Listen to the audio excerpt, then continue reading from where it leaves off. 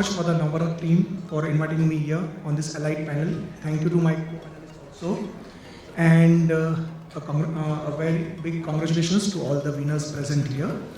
So, when this topic was sent to me yesterday, reimagining the healthcare for tomorrow, very honestly, my vision started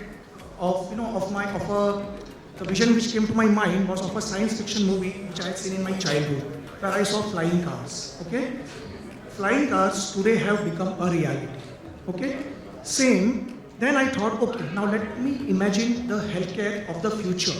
Okay, and the term which came to my mind is healthcare should be converted into health and wellness. After 5 years, after 10 years, after 20 years, what we want is not healthcare. Healthcare should be termed as health and wellness. We had a session on wellness before this, I believe.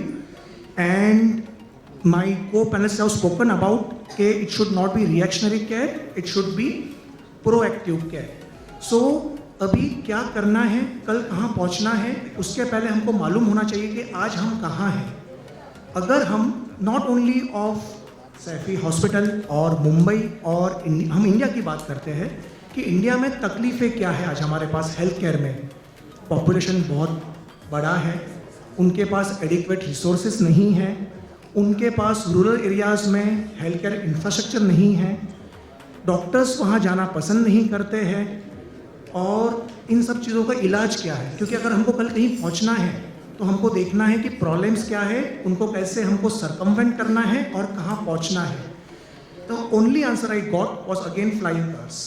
मुझे भरोसा है सिर्फ technology पे. Innovation in technology is the only thing that can blur the boundaries of traditional health care and take me towards modern healthcare which is much more efficient in healthcare delivery. तो अभी इसकी शुरुआत कैसे करनी है? शुरुआत हो गई है, बड़े शहरों में शुरुआत हो गई है of health care of tomorrow. For example एक मेंशन हुआ है रोबोटिक सर्जरी का. दूसरा मेंशन मैं करना चाहूँगा ऑफ एक्सरे, जहाँ पे artificial intelligence has completely taken over और एक्सरे आज वो स्तर पर पहुँच गया है जहाँ बिना किसी ऑपरेटर के, बिना किसी रेडियोलॉजिस्ट को हम 99.9% एक्यूरेसी के साथ उसको रिपोर्ट कर सकते हैं. सो अगर हमारे पास रिसोर्सेज है, गवर्नमेंट उसमें इन्वेस्ट करे तो we can reach a stage जहाँ सारे रूरल एरियाज़ में एक्सरे रिपोर्टिंग की प्रॉब्लम सॉल्व हो सकती है. What we need is inclination, willingness and right direction and effort towards achieving it. तो ये मैंने एक एग्जांपल दिया इनोवेशन का. ये हमने बात कर ली कोई बड़ी बड़ी चीज़ों में, जैसे स्ट्रोक में भी देयर इज़ रैपिड एआई, जो एक एआई है जहाँ पे हम पेशेंट को कितने जल्दी हम ऑपरेट कर सकते हैं, कितना उसका ब्रेन बचा है उसकी बात कर सकते हैं. ये बातें हो गई बड़ी चीज़ों में. हम तो एआई को स्मॉल थिंग्स में भी आजकल यूज़ करना शुरू कर दिया है हमने हेल्थ केयर में. फॉर एग्जाम्पल पेशेंट जो फीडबैक देता है हॉस्पिटल में, उसका भी अलग अलग पैरामीटर पे एआई हमको एनालिसिस करके देता है कहाँ आपको इम्प्रूव करना है. उसके बाद अगर आप रिपोर्ट्स टाइप कर रहे हो उसमें भी एआई आ गया है जहाँ आपकी आवाज़ पहचान के रिपोर्ट टाइप हो जाती है. तो ये छोटी बातें भी हो गई कि कहाँ एआई आता है. तो ये सब चीज़ें हैं इनोवेशन. तो हमको इनोवेशन करना है, but India is a cost sensitive nation. तो ये इनोवेशन अगर हम लो कॉस्ट पे कर पाए, मेक इन इंडिया कैंपेन को आगे बढ़ावा दे पाए, तो it's going to help us as a first step. चलो अभी इनोवेशन हो गया, तो आगे क्या करना है? तो second step is data sharing and data interoperability.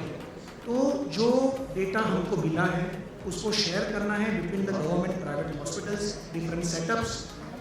उसको वही लैंग्वेज में शेयर करना है जो दूसरा उसको ग्रहण कर सके और उस पर काम कर सके. तो ये सारी चीज़ें नेक्स्ट आती है इनोवेशन करने के बाद.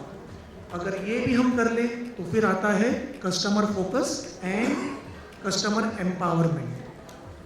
वो अभी चैलेंज यहाँ ये है कि भाई हमारे कस्टमर्स को एक्सेस नहीं हेल्थ केयर का, but not immediately, but in long term gradually technology will disrupt the barriers, geographic barriers and penetrate into the rural areas. Every innovation has a life cycle. Roughly, as per some studies, it is 7 years to bring about a fundamental change. मैं कहता हूँ एक cycle नहीं, 2 cycle नहीं, लेकिन 3 cycle. Let us have a vision of 2040, जहाँ तक we bring about a significant change, and where this innovation, this data sharing, interoperability, access to the customers and customer empowerment, which is all, and the good old health for all का एक mission था जो हमको जब हम MBBS पढ़ते थे हमको PSM में पढ़ाया जाता था. हेल्थ फॉर ऑल जो नहीं हो 2020 का गोल था, नहीं अचीव हो पाया, कोई बात नहीं. आज हम एक नया गोल रखते हैं 2040 का, और इस बार let us take the help of innovation and technology to go ahead and break the barriers and try to achieve health for. Thank you.